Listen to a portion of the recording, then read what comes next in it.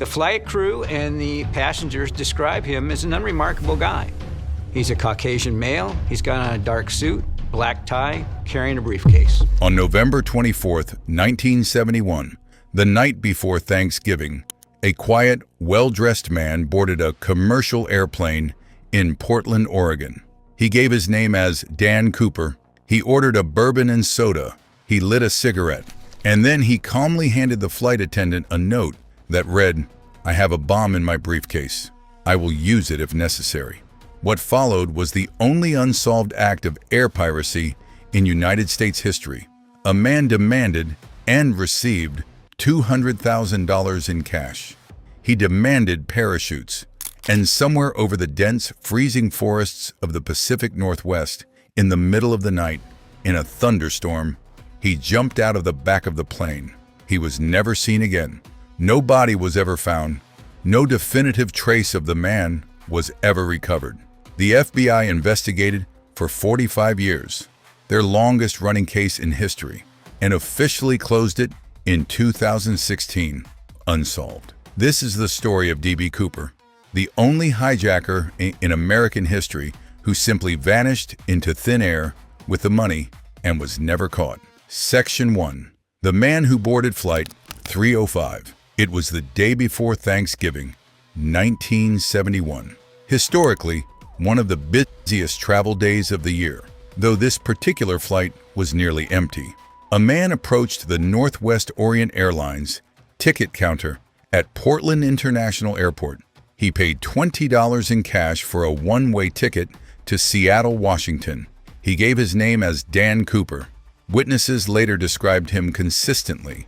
A man in his mid-40s, about 6 feet tall, with dark hair and dark eyes.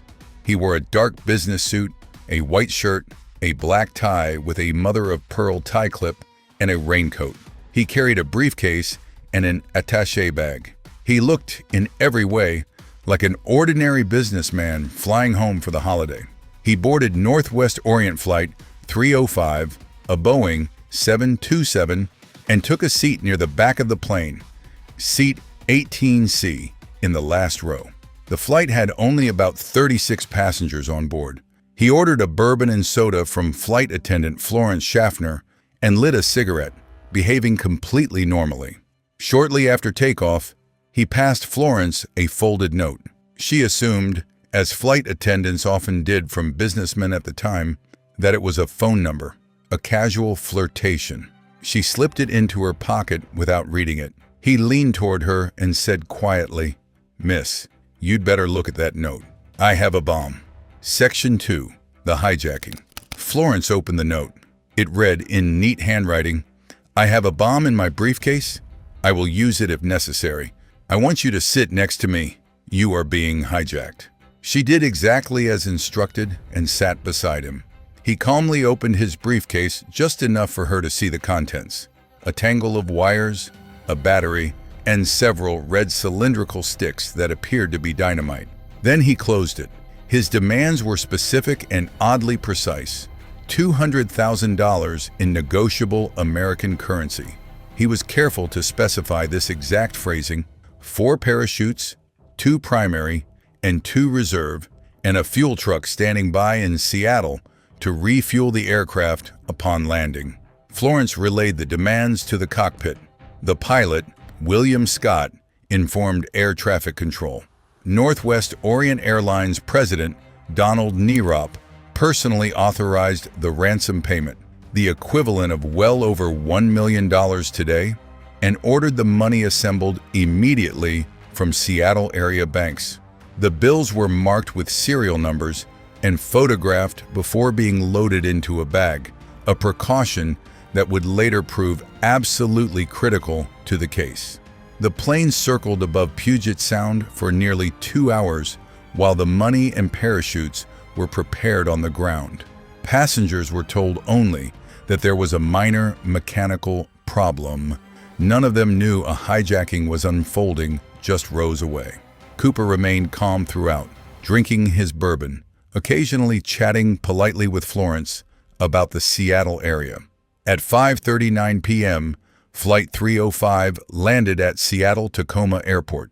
Cooper insisted the plane taxi to a remote, well-lit part of the tarmac, away from the terminal, so police could not approach unseen. A single airline employee delivered the money and parachutes to the aircraft. Cooper then did something that struck investigators as remarkably civil for a hijacker. He released all 36 passengers and 2 of the flight attendants completely unharmed. He kept only the pilot, co-pilot, flight engineer, and 1 flight attendant, Tina Mucklow, aboard. He told them their new destination, Mexico City, and he gave a list of highly specific flight instructions. Fly low, under 10,000 feet, with the rear staircase of the aircraft lowered, and a minimum speed. Section 3.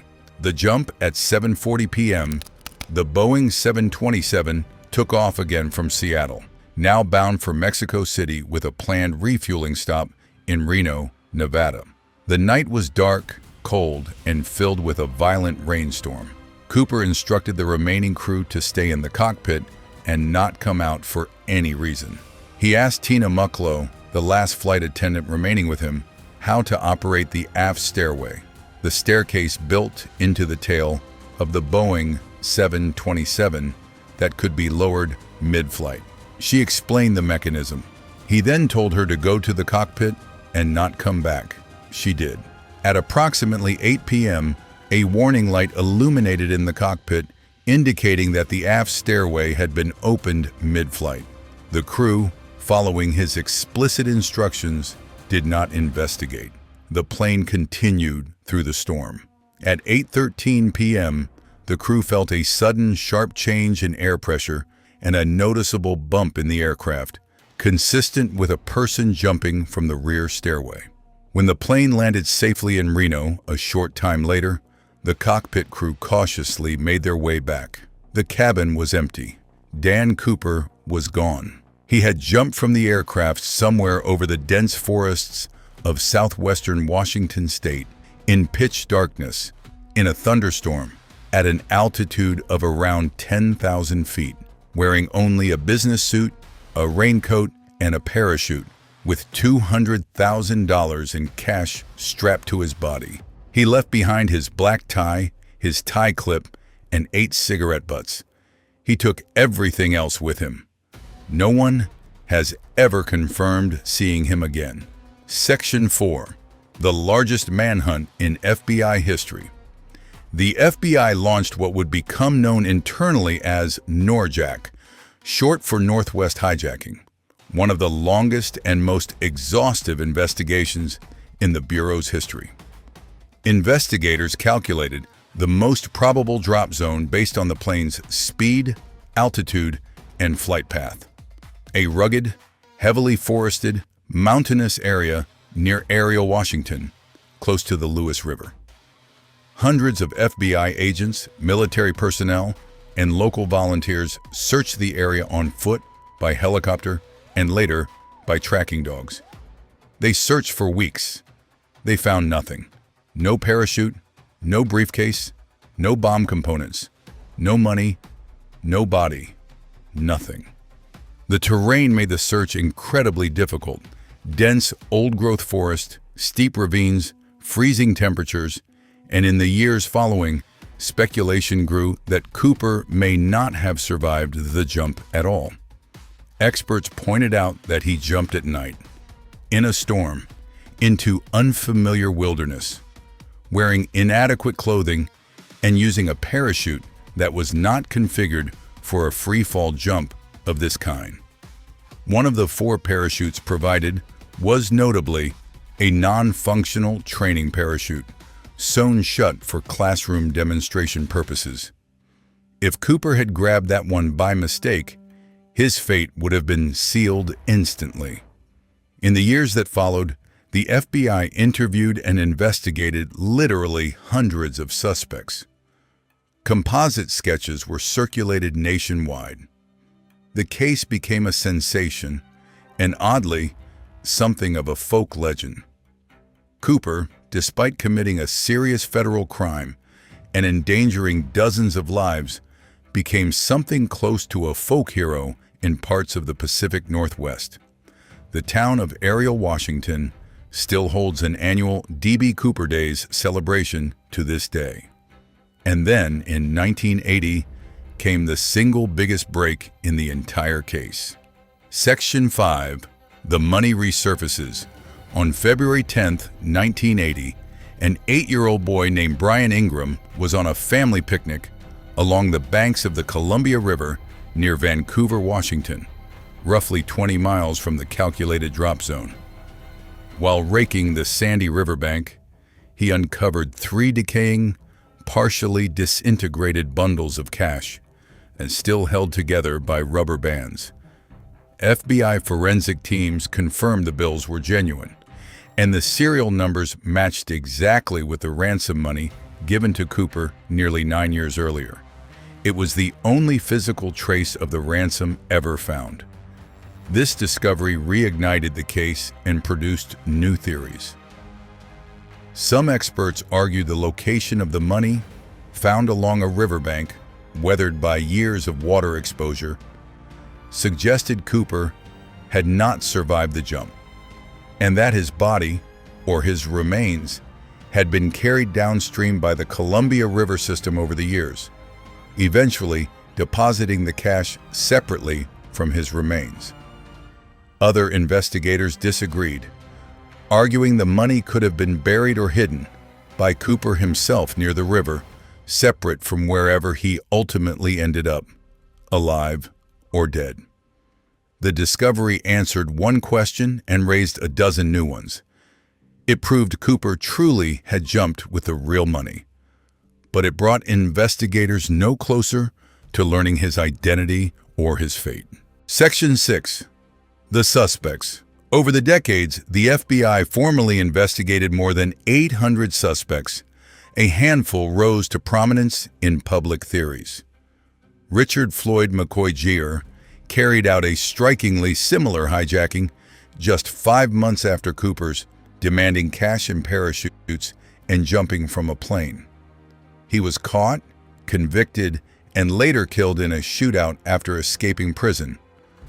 Some investigators noted strong physical similarities to Cooper's description, though McCoy had a confirmed, verifiable alibi placing him elsewhere on the night of the Cooper hijacking, and his family has always denied any connection. Kenneth Christensen was a former paratrooper and Northwest Orient Airlines employee. After his death in 1994, his family reported a deathbed statement in which he seemingly hinted at a secret involving the hijacking. He matched the physical description closely and had relevant parachuting experience. However, no direct physical evidence has ever linked him conclusively to the case. Robert Rackstraw, a Vietnam veteran with extensive parachute and demolitions training, was investigated multiple times across several decades. A team of independent researchers and former law enforcement officials published a detailed case in 2018 arguing Rackstraw was Cooper, citing a coded message they believed he sent to newspapers in 1971. Rackstraw denied this until his death in 2019, and the FBI never charged him. In July 2016, after 45 years, the FBI officially announced it was suspending active investigation into the case, citing the need to redirect resources to more pressing priorities. The case remains technically open, but no agents are actively assigned to it. D.B. Cooper, a name that, notably, was a media error. The hijacker's alias was Dan Cooper, but a wire service reporter mistakenly reported it as DB, and the incorrect name stuck permanently in public memory remains the only unidentified, uncaptured hijacker in American aviation history. Somewhere in the rugged wilderness of southwestern Washington, the truth about Dan Cooper may still be waiting, buried under decades of fallen leaves, scattered by river currents, or perhaps, just perhaps, carried quietly by a man who lived out the rest of his life under a different name, telling no one what he had done. Did he survive that jump? Did he build a quiet, ordinary life somewhere with $200,000 he could never fully explain? Or did the storm, the cold, and the wilderness claim him within minutes of leaving that aircraft, his remains scattered across a landscape too vast and too remote to ever search completely? We may never know. What we do know is this. On one stormy November night in 1971, an ordinary-looking man in a business suit did something no one before or since has ever managed to do in the history of American aviation, and he simply vanished. So I want to know what you think. Did D.B. Cooper survive? Was he one of the suspects we just covered, or someone history has completely overlooked? Drop your theory in the comments below. I read every single one. If you love deep dive mysteries like this, make sure you're subscribed to Eternal Secrets HQ, because we are just getting started uncovering the cases the world has never solved. Stay curious, stay questioning. I'll see you in the next one.